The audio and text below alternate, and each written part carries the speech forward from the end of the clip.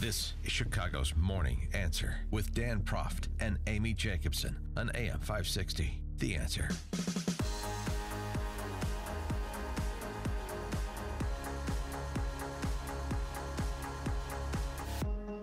Good morning, Dan, and in for Amy this morning is Kristen McQuarrie, she of the Chicago Tribune editorial board. And Kristen and all of you in the listening audience who are members of the college-educated class, I don't know how to tell you this, so I'm just going to say it. You're ruining America. Kristen, you are ruining America. I am ruining America. The college-educated people are ruining America? The college-educated class. Okay, gotcha. That's you, that's me, that's you in the audience who has a college degree and is demanding that your children do the same. You're ruining America according to a feat New York Times columnist David Brooks, Obama's favorite Republican, which is to say he's not. Over the past generation, members of the college-educated class have become amazingly good at making sure their children retain their privileged status. They've also become devastatingly good at making sure the children of other classes have limited chances to join the ranks. Is he right? 312-642-5600, turnkey.pro. Answer line, 64636DA, turnkey.pro. Text line, I'm going to give you a chance to apologize for what you've done, both for your children and against other children. I think it's cathartic. Contrition is good for the soul. This will be a little bit of secular reconciliation this morning for among the college educated. And Kristen, why don't you start with your apology? Does a public university count? Yes. Okay. I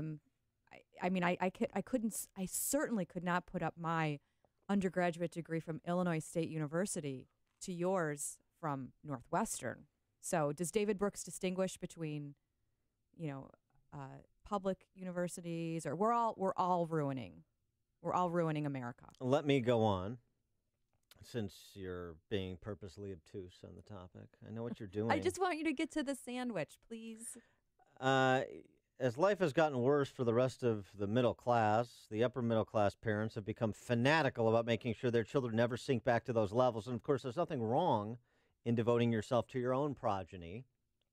However, when we turn to the next task, excluding other people's children from the same opportunities, that's when things become morally dicey. The system rigged for the likes of Kristen McQuarrie. Mm-hmm. I know.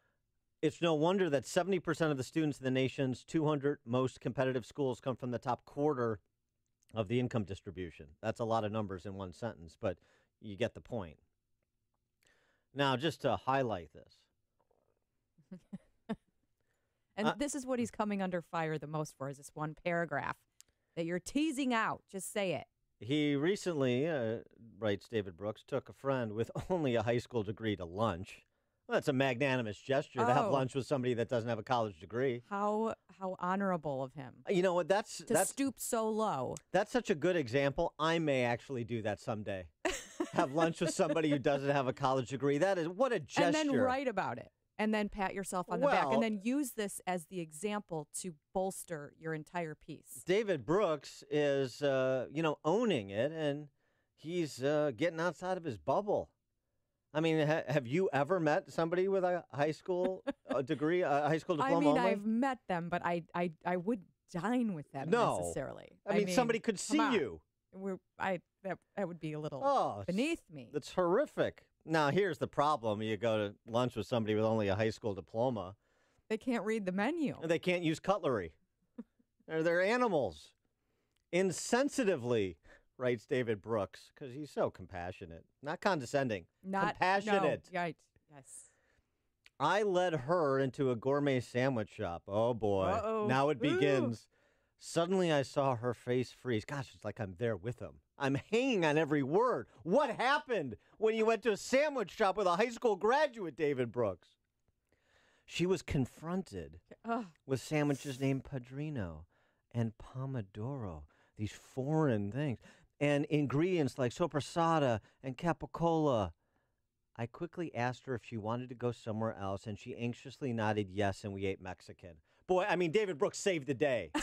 She didn't want to have lunch with you, dude. I think that was the problem. I don't like to use the word hero because I think it's been cheapened by overuse. But I mean, David Brooks to ride to her rescue after she was about to descend into a puddle of tears by having to read the menu at a gourmet sandwich shop in New York City. She just has a high school diploma, Kristen. I know. I mean, she was about to be accosted by sandwiches. So he had to save her from having to try to figure out, what a striata baguette was. Oh. And he didn't want her to have to struggle with these big words and these fancies. I can't even say it with a straight face. I mean, if you had a little consideration for your fellow man like David Brooks does. And then we ate Mexican. Right. But now here's the thing. Here's what he didn't write because he didn't want to do too much showboating. When they went to the Mexican restaurant, he sat her on his knee, this poor high school graduate, and he, petted her hair while he explained to her that capicola is pork and sopressata is salami. You don't have to be afraid of these words. You don't have to be afraid of these lunch meats. It's going to be okay. I mean, these are people who get he has a column in the New York Times. The tone deafness of this piece and this as the example that he sets up to explain this is just, I am literally astounded. I'm almost as astounded as the hysterical woman who we played in Monday's show who was so disturbed by Trump, not my president, blinking. I mean, this is absurd. She's not a lead columnist for the New York Times. I know. But there's no difference when it comes to the left. And by the way, just so we're clear, it should have been when I said David Brooks is Obama's favorite Republican. I know sometimes when you see him on the Sunday talkies, these roundtables, he's perceived to be like a center-right representative. He is a man of the left. And if you didn't know it now, after listening to this condescending pap that he wrote yesterday, as I recall it, it should be clear. And the lead up to this, by the way, for those of you who haven't read his column, he's talking about the structural barriers that are, and the informal social barriers that segregate the lower 80%, people who didn't go to college, as if you didn't go to college, you couldn't understand a gourmet sandwich menu. By the way, how many chefs and makers of those gourmet sandwiches have college degrees, I wonder? Oh, I mean, I think sandwiches. Sandwiches. It's the great divider. They're a universal language. Okay. It's the great capicola is the great divider. I want someone to interview this woman because this went viral on Twitter, and I would love for her to actually explain that her face did not freeze up because she was confronted with sandwiches. Maybe she just didn't. She was changing her mind. I'll just have a peanut butter and jelly, please. That's the only sandwich I know. Oh, I mean, what the hell is wrong with him? This is so stupid. This is Manhattan, though. This is what drives me nuts about New York City and Manhattan thinking. Here's what drives me nuts. There's a point buried in all of this self-regarding pablum from David Brooks. The point is, there are structural impediments for the non-politically connected and the non-wealthy for their children to access better schools, particularly in the inner cities. And, and he's right that it's a lot of upper income, the party leaves out, leftists who are the racists who discriminate against children based on their household income and their address, which is mainly black and brown children that they otherwise spend so much time virtue signaling about and their concern about such children and such families. They're the ones who don't get to send their kids to the lab schools like Tiny Dancer and Barack Obama, or Sidwell friends like Barack Obama and Al Gore and Bill Clinton. They're the ones who the teachers union pretends to represent, and they represent the adults in the system to the exclusion of opportunities for those children. So if David Brooks wanted to get to the bottom of this, rather than his sandwich expose, his weepy story about the gourmet sandwich shop, how about talking about the new results on school choice? New evidence, school choice in Indiana, and which has the most robust school choice program in the country now, and Louisiana. 7,100 students in Louisiana, 90% of them African American, attend private or religious schools of their parents' choice, thanks to a statewide program that includes scholarships for private schools. In February of 2016, a much touted survey by the teachers' unions from two Arkansas academics, University of Arkansas academics, found declines in English and math after 2 years at private school using a scholarship. However, they extended their study because you want to track children over time, particularly when they have a disruptive event like changing school.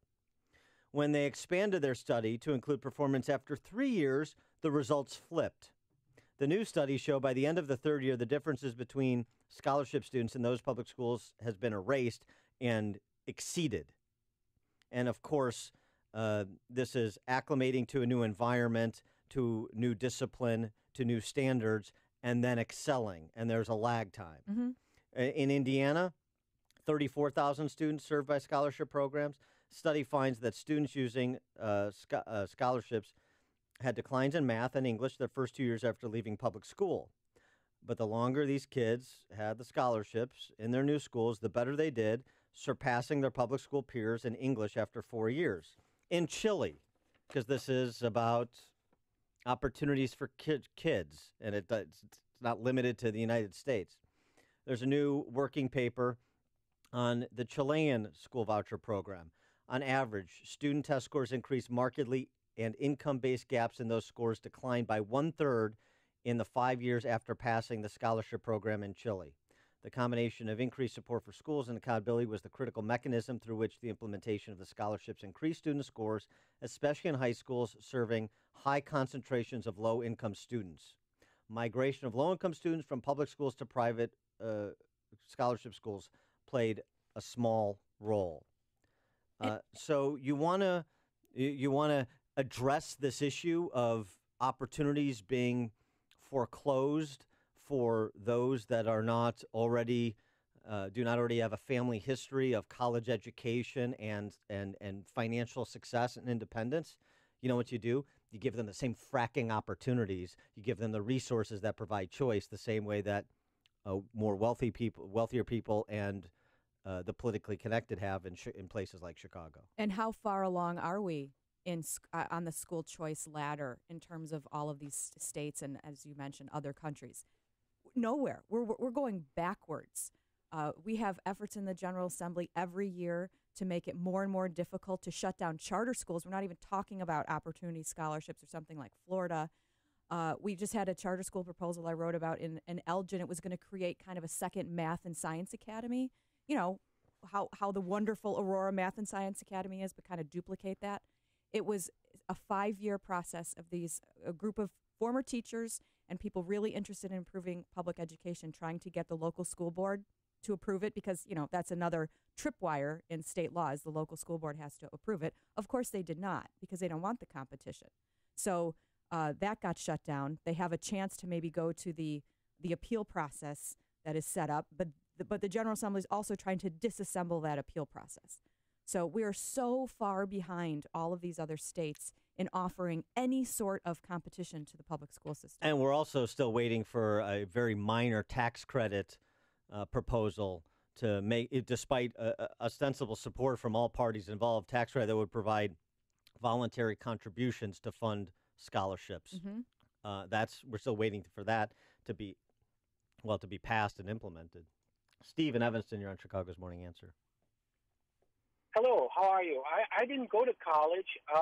Is there a course on sandwiches, or can you get a degree? How does that work? You read David Brooks's column, and then you become a man of letters, like he is, and then you enter civil society. That's how it works. I did get an A Thanks in for the call, the Steve. meatball sandwich category. I don't mean to brag, but I do make a mean meatball sandwich. David, could you just order me some bread with mayonnaise on it? I don't understand these. I like Phil from Schaumburg's comment. Phil, you're on Chicago's Morning Answer. Good morning. David Brooks had lunch with a prostitute. But that means he couldn't have been client number 9 because client number 9 we already know about. So maybe he was client number 13.